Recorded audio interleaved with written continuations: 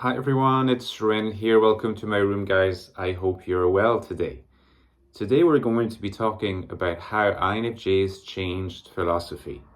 So if you're interested in this topic, which follows on the footsteps of a number of videos I've been making recently on INFJs and alienation, INFJs and haziness, videos on, referring to such things as Western philosophy, Buddhism, and Eastern philosophy, Schopenhauer, and other figures. Stick with me. But do you remember that I've written a book on the INFJ type? The title of the book is The Ecstatic Soul. It is, I dare say, the most in-depth investigation of the INFJ conducted so far that you can find. It's available in the description box. All the links are provided. Less than $10 ebook and paperback format. If you have any question, shoot, I will answer you. Okay. INFJs and how they impacted and essentially fundamentally changed philosophy. In this video, I will be focusing primarily on what we call Western philosophy. Therefore, philosophy is practiced mainly in Europe and North America, also in Australia, New Zealand, and a few other countries. Rather than Eastern philosophy or Islamic philosophy, although I would like to say in passing that if you pay attention to these philosophies, even a cursory glance will suggest that they were both deeply impacted by the thought of INFJs.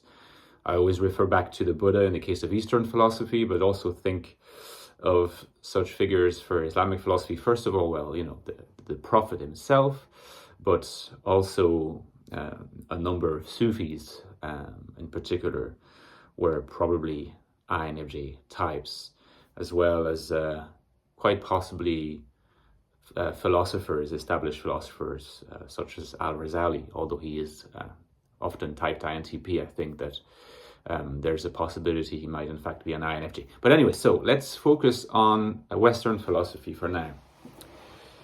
The first way in which INFJs impacted Western philosophy is really through kickstarting the whole movement. Of course, we have something that's called PreSocratic philosophy, which was philosophy done anywhere between 600 BC, 400 BC. Figures such as Thales, you might know Thales from some theorems that you learn in mathematics when you're in school. Thales, Pythagoras, of course, is another one. Heraclitus, Parmenides, the atomists. There's a lot of different pre-Socratic philosophers, but they're called pre-Socratic for a reason, because they came before Socrates. But we only know about Socrates through the works of Plato, and really, as much as Socrates might have impacted significantly himself, probably an ENTP, but might have just in the way that he massively influenced the practice of philosophy, the teaching of philosophy, by his manner of approaching his pupils, very democratically, trying to foster questioning, exchange, dialectics, and so on and so forth. It is really Plato who influences deeply the thinking of Western philosophy. And as I said in my previous videos, my argument is that Plato was, in my own terminology, an alienated INFJ, meaning that he projected in his thinking the alienation from the outside world, the world of the senses, which he felt as a result of his particularly and peculiarly INFJ cognitive makeup. And this alienation is projected into this system, I mean, if you want to call it a system, this framework of the divided line, where Plato proposes this view of the world, this perspective on the world divided between the forms and the ideas, the eternal entities of our universe, and the world of appearances, of corruption, of corruptibility, of becoming. So you had the world of being is the world of the ideas, the eternal world. The world of becoming is the world of the terrestrial world, the world in which we are. We're dealing with appearances, pale and ephemeral copies of the beautiful forms. So here, and again, this is something I said in a couple previous videos, you can really think in terms of the world of the forms representing the world of NI, and the world of appearances, of the senses, of the corruptible as being the world of esse.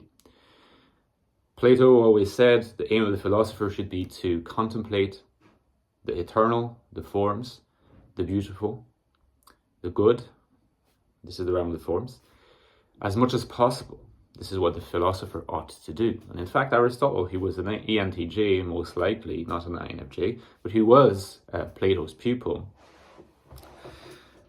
was a very, very practically minded philosopher, very, had his training in biology, liked to classify all sorts of things, and was much more oriented to the earth. I don't know if you're familiar with this painting, this famous Renaissance painting by Raphael called The School of Athens, where you get a depiction, this kind of temple of a lot of different philosophers from a lot of different eras and different places. You even have Islamic philosophers in this painting. At the very center, you have Plato pointing toward the heavens and Aristotle pointing toward the earth. And yet, Aristotle was still very much a pupil of Plato, and he did say in his Nicomachean Ethics, his work on ethics, that the highest possible form of virtue is contemplation. Contemplation of what? Again, the eternal ideas, the eternal world. We still get in Aristotle this sense that there is something better, a hidden world that we cannot access directly, but through the mechanism of contemplation and intuition, we're able to access it. So there's still this preoccupation with making sure that the philosopher stays within the realm of NI. And that lasts for a very long time, until you could argue that under the influence of Eastern philosophy, but also of his own genius, Schopenhauer suggests this distinction between what he calls the world as will and the world as representation. The world as representation is exactly the Platonic idea. That is, that our main virtue, the prior apparatus of sense of the philosophers ought to be sight, the ability to represent, through which we can represent the world as we see it, the world of appearances, but also represent something like the world of the ideas. And even in the 20th century, where there has been a turn distinctly toward scientificizing philosophy, toward philosophy seeing more and more of itself as a science, at least within the analytic side of the spectrum, there's still this preoccupation with seeing maybe something like mathematics, the ontology, the domain of mathematics, as being the domain of the eternal. The argument being a perfect square exists outside of space and time. And so this Platonic idea is inherited and shifted around, but still survives through the ages in different forms. Schopenhauer makes a very important distinction, and let me remind you, Schopenhauer is an INFJ, what I would call an INFJ in a transition from alienation to de-alienation, but never making it quite to the end of the line. His book is called The World as Will and Representation. It's not his only book, but his masterpiece. And there's a reason why he says the world is these two things, because he's essentially saying representation is something that we do, is something that we can represent the world by, but there's also will, the thing in itself, that essentially is pure instinct, animal desires. And we cannot have control over it. Our only option, if we want to attain, if not positive happiness, but negative happiness, is to try to dismantle will as much as possible, opt for the self-denial of the Shaolin monk. And hopefully we can get to some sort of nirvana. And Schopenhauer here, an I-dominant that he is, opens the way toward looking at something that is beyond the ideal Platonism that was begun by the master himself. The way he does it is by suggesting that outside of the world as we see it, the world is not this domain of beautiful and eternal and good ideas or good forms, but it's a domain of blind impulse. Sure, you could say it's hidden in a sense, but it's the worst part of ourselves, which is why we have to dominate it. And that leads to a pessimistic kind of philosophy, or at least a philosophy that's called pessimistic. But even though this is not the kind of philosophy that I think dominates today, and I don't think it's the kind of philosophy that should dominate today, because I mean, we would like to be optimists if possible, in its own way, it still opened the path for the next stage in the transformation of philosophy away from Platonism and towards something more like the acceptance of the world as it is, and security from the temptation to think that there is an ideal world out there that we cannot access. So a way out of alienation and towards embodiment and enlightenment at the end of the road. Something that was accomplished already in the Eastern religions and Eastern philosophy, but the West, with its own peculiar history and the dominance of alienated genius over enlightened genius, had a different trajectory. But Schopenhauer opens the path, and Nietzsche, who's not an INFJ, but he's still a solid NI-dominant INTJ, decides to follow through on that idea, but then turn Schopenhauer's thought on its head and say, sure, the world, the will, is all there is. There's no world beyond. The will is inside us. It's a force, if you like. The only metaphysics is really what's here. And yes, it is will. It is a desire to strive, a desire to push forward. But it's not a bad thing. It's not something that we should try to dismantle. It's something that we should try to celebrate, hence will to power. And Nietzsche's peculiar philosophy is one step further in the direction of what you could call vitalist materialism. But this idea is, again, the world as it is here is all that we have, so we better try to cope with it. And I think that Nietzsche's influence spreads and is still extremely potent over the continental side of the spectrum.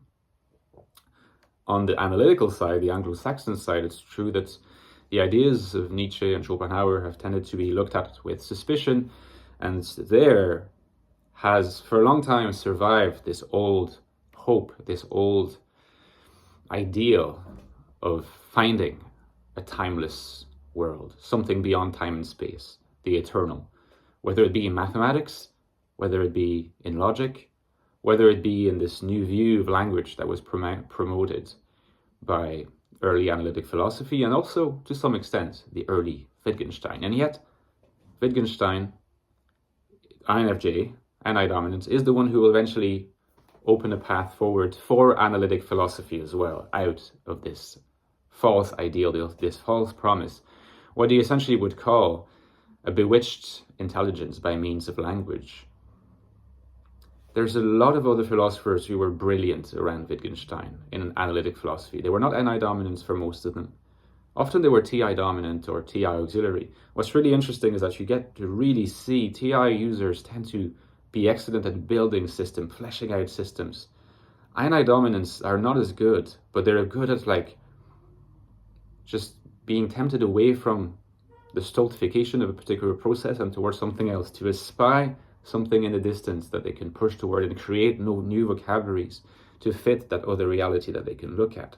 So they are at the source of the Platonic alienation, but they're also the source of its solution. So Wittgenstein, essentially, when he enters into his later period and with the philosophical investigations and other books, he starts pointing out that there is no such thing as a neutral matrix that we could call language, a language that somehow, in an ideal world, we could speak so as to encompass all the truth that there are about the universe. When Wittgenstein invents the notion of a language game, it says all cultures, all groups, they play particular language games, and they're not necessarily directly translatable into each other.